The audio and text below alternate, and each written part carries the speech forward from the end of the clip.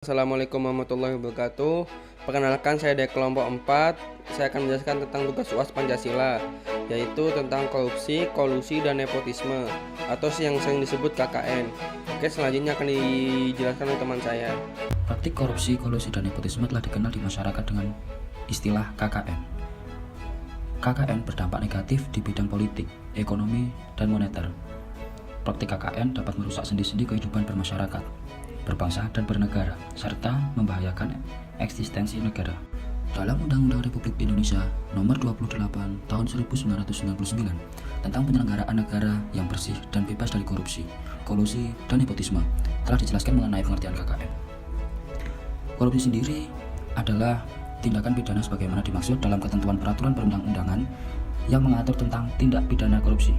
Sedangkan kolusi adalah permufakatan atau kerjasama melawan hukum antar penyelenggara negara dan pihak lain yang merugikan orang lain, masyarakat, atau negara.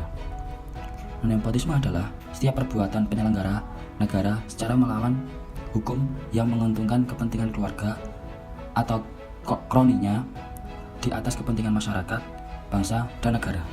Untuk melakukan pencegahan terhadap praktik KKN, pemerintah Indonesia mengeluarkan landasan hukum yaitu Undang-Undang Republik Indonesia Nomor 28 Tahun 1999 tentang penyelenggaraan negara yang bersih dan bebas dari korupsi, kolusi, dan nepotisme.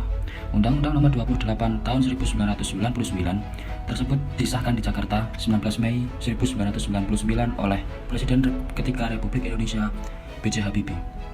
Dalam pasal 5 Undang-Undang Nomor 28 Tahun 1999, penyelenggara negara dituntut menjalankan tugas dan fungsinya secara sungguh-sungguh, penuh rasa tanggung jawab, secara efisien, bebas dari korupsi, kolusi, dan nepotisme.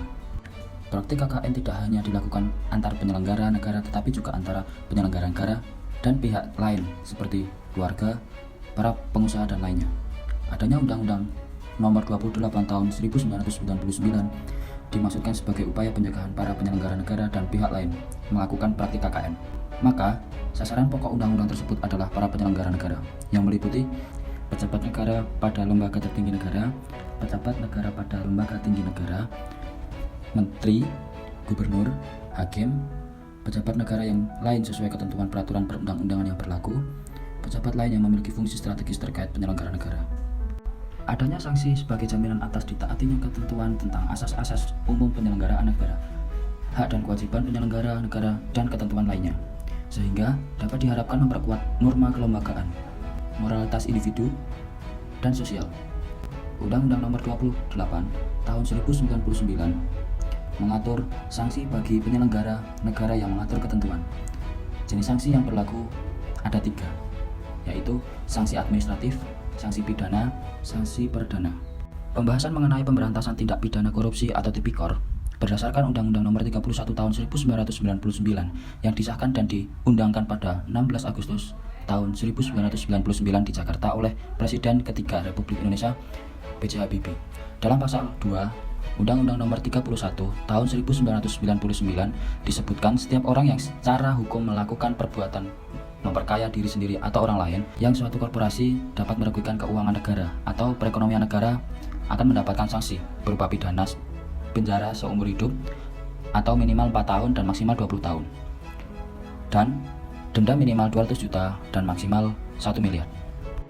Menurut pasal 22 Nomor 28 Tahun 1999, setiap penyelenggara negara yang melakukan nepotisme akan mendapatkan sanksi berupa pidana penjara minimal 2 tahun dan maksimal 2 tahun, lalu denda minimal 200 juta dan maksimal 1 miliar.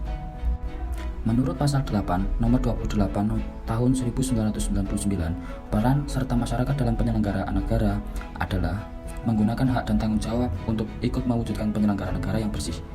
Berikut ini peran serta masyarakat untuk mencegah KKN sesuai pasal 9 Nomor 28 Tahun 1999 tersebut, yaitu hak mencari, memperoleh, dan memberikan informasi tentang penyelenggaraan negara, hak untuk memperoleh pelayanan yang sama dan adil dari penyelenggara negara, hak menyampaikan saran dan pendapat secara tanggung jawab terhadap kebijakan penyelenggara negara, hak memperoleh perlindungan hukum. Terima kasih.